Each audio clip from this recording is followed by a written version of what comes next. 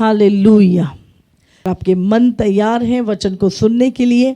जैसे बाइबल में लिखा है कि जब पौलुस एक व्यक्ति को एक जगह वचन सुना रहा था, तो एक लंगड़ा व्यक्ति बड़े ध्यान से उसके वचन को सुन रहा था। और जब पौलुस ने देखा कि उसके मन में चंगा हो जाने का विश्वास है, तो उसने कहा उठ और चल फिर, और वो उठ के चलने फिरने लगा। जब आप परमेश्वर के वचन पे ध्यान देते हो, वचन पे, कलाम पे ध्यान देते हो, परमेश्वर के वचन को ध्यान से सुनते हो, विश्वास आपके हृदय में एंटर करता है। और वही विश्वास है जो आपको चंगा करता है, हील करता है, आपको छुड़ाता है। हालेलुया। तो वह परमेश्वर के वचन को बड़े ध्यान से हम सुने, क्योंकि सिर्फ ये नहीं कि हम चंगे हो जाए, वो चंगा वचन करेगा आपको। बाइबल कहती है परमेश्वर अपना वचन भेजकर हमें जिस गड्ढे में हम पड़े हमें निकालता है, हमें चंगा करता है। इसलिए वचन चंगा करता है, वचन को ध्यान से सुने। हालेलुया। यीशु मसीह कौन था? यीशु मसीह वचन था। हालेलुया। और सब कुछ उस वचन के द्वारा बनाया गया, और वचन ही देहधारी होकर हमारे बीच में आया। हालेलुया। तो ये जीवित कलाम जो प्रभु ने हमें दिया है, हम उसके लिए धन्यवाद करते हैं। हालेलुया। अपनी बाइबलों को लेकर बैठे साथ में, और आज मैं सोच रही थी कि खुदा क्या वचन मैं आज लेके जाऊं। और जैसे ही मैंने आते हुए अपनी बाइबल खोली, और खुदा ने मुझे एक बहुत ही अच्छा वचन दिया, एक रेवलेशन दिया मुझे। और सिर्फ 2 लाइनों में परमेश्वर ने आज वचन दिया, और आज पवित्र आत्मा की ओर से जो वचन मिला है वो हम सुनेंगे और प्रभु के वचन से आशीष को पाएंगे। हालेलुया।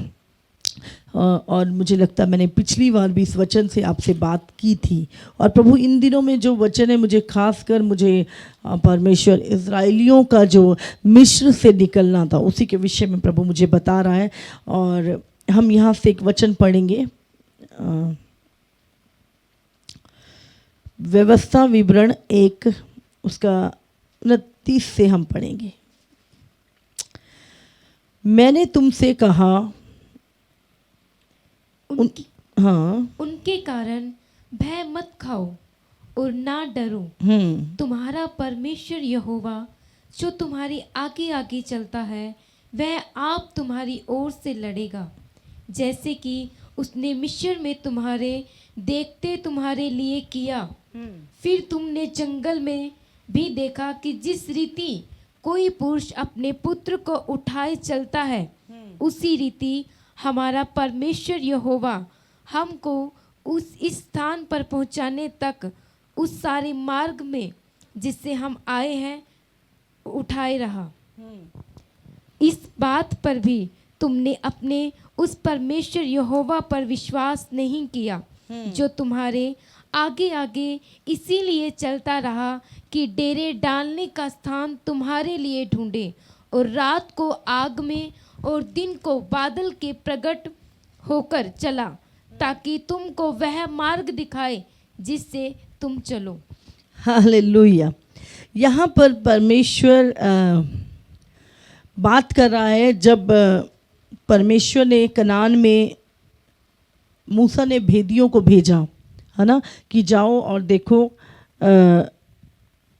कनान जो परमेश्वर का प्रॉमिस लैंड था वो कैसा है। और बाइबल में लिखा है जब परमेश्वर ने 12 लोगों को भेजा था, जिसमें 10 लोगों ने विश्वास नहीं किया कि हम, क्योंकि वहाँ पर अगर हम 28 में पढ़े तो लिखा है वहाँ के जो गढ़ थे वो बहुत बड़े थे, और उसके वहाँ और जो वहाँ पे रहते थे वो अनाकवंशी थे, है ना, वो दैत्य थे जो कनान में रहते थे। और जब उन्होंने उनको देखा तो उनके मन बहुत डर गए। और वो हम कई बार अपनी परिस्थितियों को देखते हैं कि वो कितनी बड़ी है, लेकिन हम परमेश्वर को भूल जाते हैं कि वो कितना बड़ा है। हम उन परिस्थितियों को देख के डरते हैं, अरे ये तो इम्पॉसिबल है। हम भूल जाते हैं कि जो असंभव को संभव करने वाला परमेश्वर है वो हमारे साथ रहता है। और यहाँ पर परमेश्वर उनसे कहता है, परमेश्वर ने खुद उनसे बोला कि उनके कारण भय मत खाओ, उन अनाकवंशियों के कारण, उन दैत्याओं के कारण तुम डरो मत, मैं तुम्हारे साथ हूँ, मैं तुम्हारा परमेश्वर हूँ, मैं तुम्हारे आगे आगे चलता हूँ, है ना। और वो कहता है कि मैं आप तुम्हारी ओर से लड़ूंगा, और जैसे मैंने मिस्र में तुम्हारे देखते कार्य किए, है ना। फिरौन कितना सामर्थी था उस समय पर। फिरौन पूरे दुनिया, पूरे मिस्र का जो राज्य था पूरे संसार भर में था, इतनी बड़ी सेना, इतनी बड़ी रियासत, इतना बड़ा सब कुछ, लेकिन और ये एक दुर्बल जाति उस समय पर, लेकिन परमेश्वर इनकी ओर था और फिरौन से परमेश्वर उनको बचा के लाया। और यहाँ पे परमेश्वर एक चीज़ और लिखता है, मैं तुमको जैसे एक पुरुष अपने पुत्र को उठाए रहता है ना। हाँ, एक बाप अपने बेटे को कैसे गोदी में उठाए रखता है, उसी रीति से हमारा परमेश्वर यहोवा हमको इस स्थान पर पहुंचने तक उस सारे मार्ग में जिससे हम आए हैं उठाए रहा।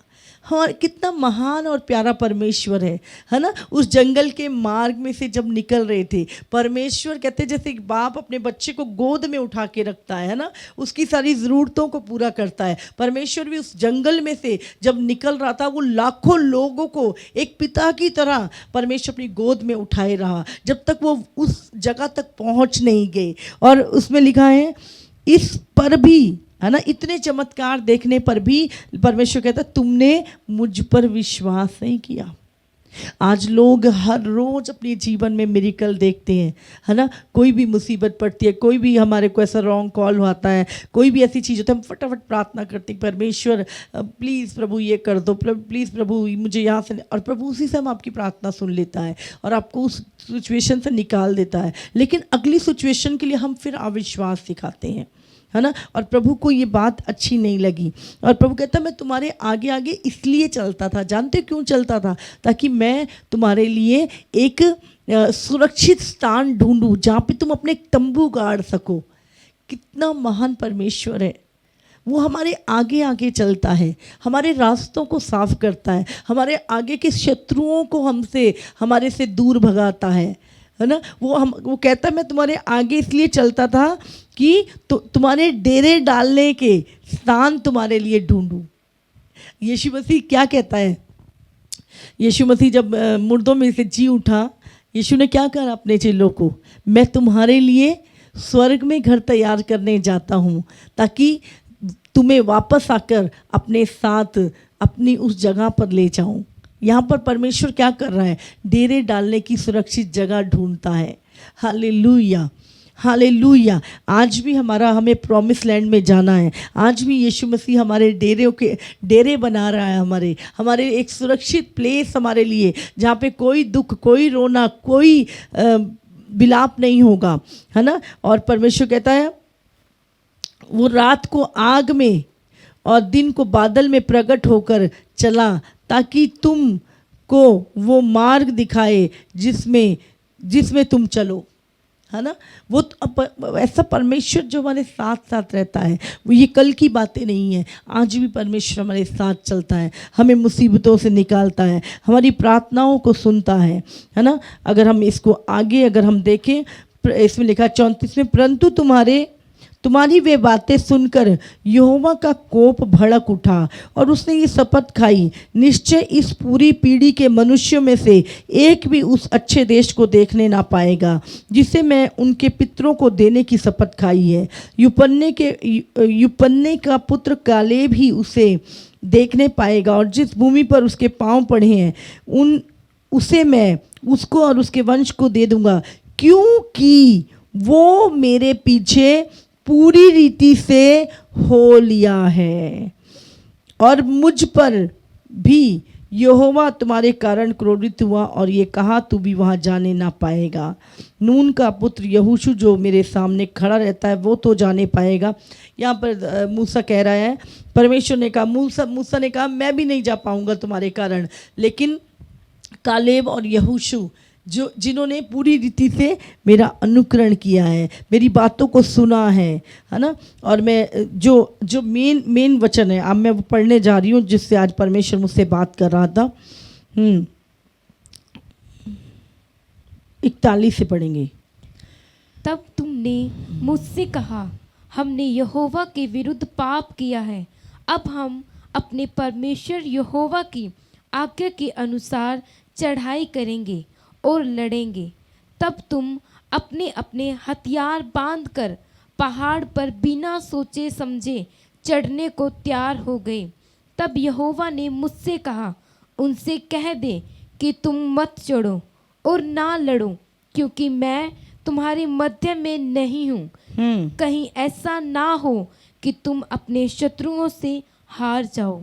यह बात मैंने तुमसे कह दी है, परंतु तुमने ना मानी, किंतु डिटाई से यहोवा की आज्ञा का उल्लंघन करके पहाड़ पर चढ़ गए। तब उस पहाड़ के निवासी एमोरियों ने तुम्हारा सामना करने को निकलकर मधुमक्खियों के समान तुम्हारा पीछा किया और रेस देश के होर्मा तक तुम्हें मारते मारते चले आए।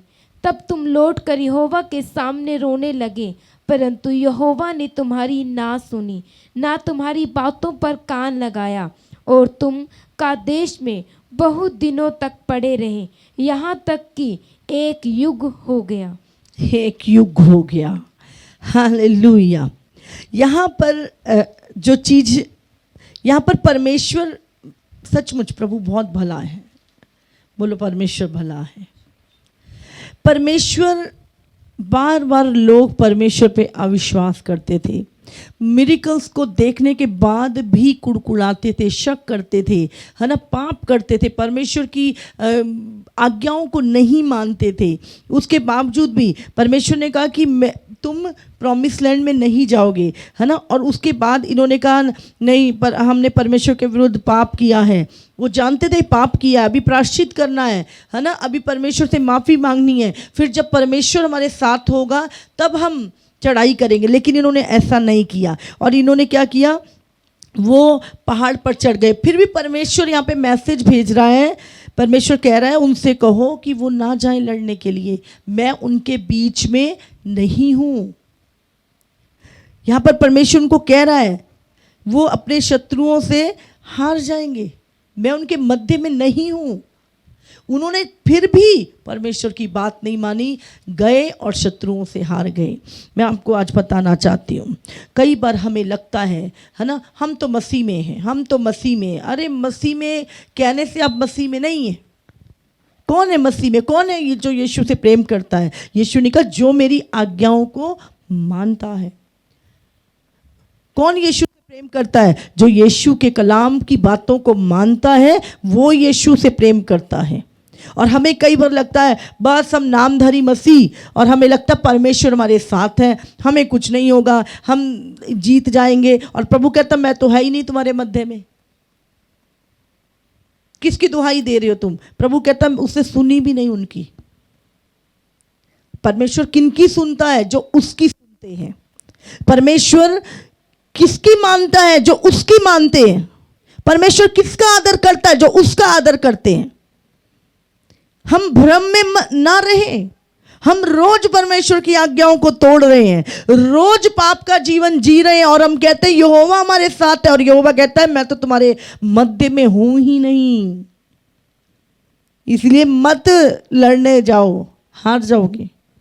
तुम्हारे शत्रु तुम पे प्रबल होंगे, क्योंकि तुमने पूरी तरह से मुझ पे विश्वास नहीं किया। इतने चमत्कार मिरेकल देखने के बाद भी मैं फिरौन के हाथ से तुम्हें छुड़ा लाया, मैं आग और बादल बन के तुम्हारे साथ चलता था, तब भी तुमने विश्वास नहीं किया। आज हम प्रभु के बड़े बड़े मिरेकल्स को देखते हैं, रोज परमेश्वर के साथ चलते हैं और उसकी बातों को सुनते हैं और उसके कामों को देखते हैं, फिर भी हम रोज अविश्वास दिखाते हैं प्रभु को। और प्रभु यहां पर कहता है हाँ, मैं तुम्हारे मध्य में नहीं हूं।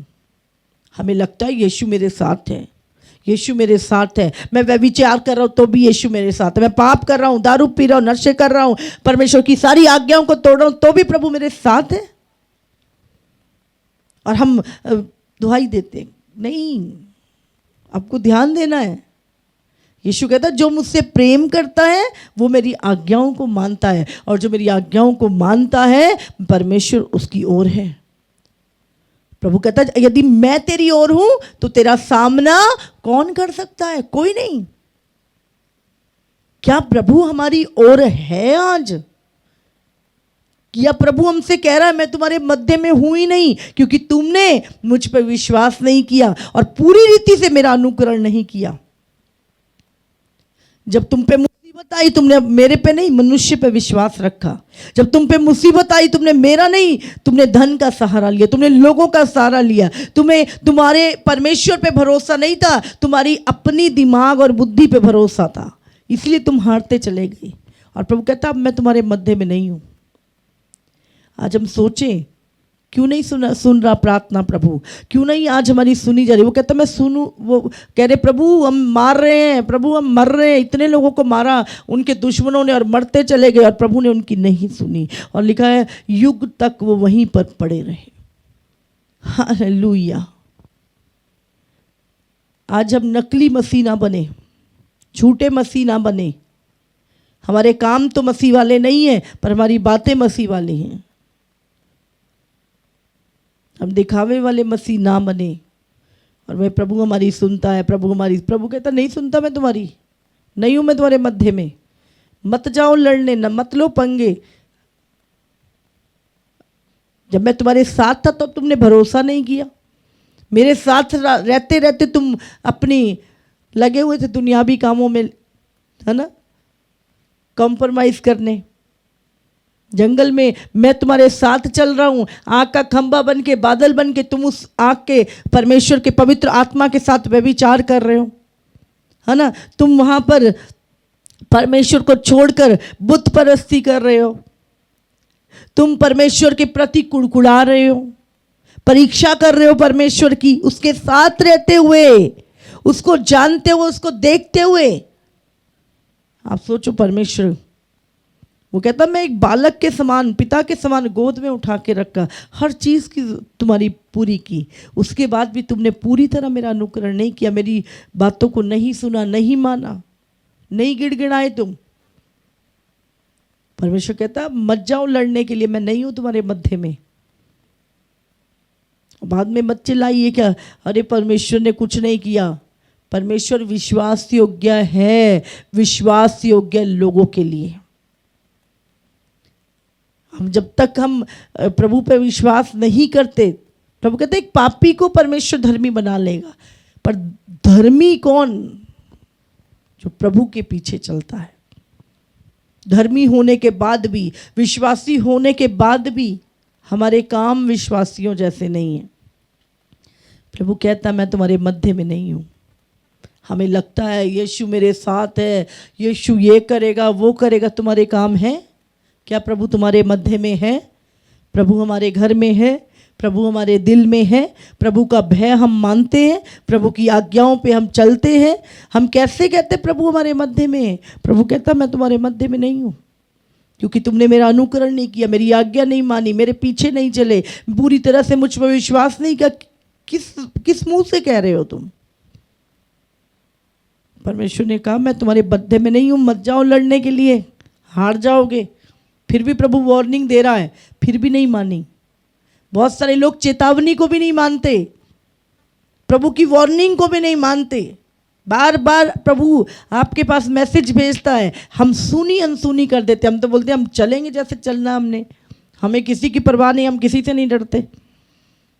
फिर समय आता है जब हम हारते हैं और हारते ही चले जाते हैं, क्योंकि हमने प्रभु का अनुकरण नहीं किया। परमेश्वर हमें कई बार लगता है प्रभु हमारे साथ है, पर प्रभु हमारे साथ नहीं। मैं बता रही थी एक दिन, और इब्राहिम को जब परमेश्वर ने चुना था वो 75 साल का था, हाँ। और उसके एक समय आया जब इब्राहिम ने परमेश्वर की बातों का प्रभु कहता मैं तुझे बच्चा दूंगा, कहता यही एलियाजर मेरा बेटा होगा, यही मेरा वारिस होगा। फिर प्रभु ने कहा मैं तुझे बच्चा दूंगा, फिर चक्के हाजिरा को दे दिया, उससे इस्माइल पैदा कर लिया, और अनुकरण नहीं किया परमेश्वर की बात पर। प्रभु ने कहा मैं तेरा निज भाग तुझे दूंगा, निज वंश तुझे दूंगा। और मैंने बताया था 13 साल परमेश्वर ने इब्राहिम से बात नहीं की। अगर आप बाइबल ध्यान से पढ़ेंगे तो लोगों को लग रहा था परमेश्वर इब्राहिम के साथ है। 99 साल की उम्र में परमेश्वर ने फिर दर्शन देके इब्राहिम से बात की। कई बार हमारे मध्य में परमेश्वर नहीं होता, हमारे साथ नहीं होता परमेश्वर, और हमें लगता है कि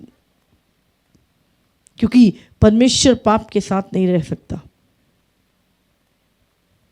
इसीलिए ध्यान करें, लौट आए परमेश्वर के पास, माफी मांगे परमेश्वर से, गिड़गिड़ाएं कि प्रभु का आत्मा, इसलिए बाइबल में लिखा है पवित्र आत्मा को शोकित मत करो।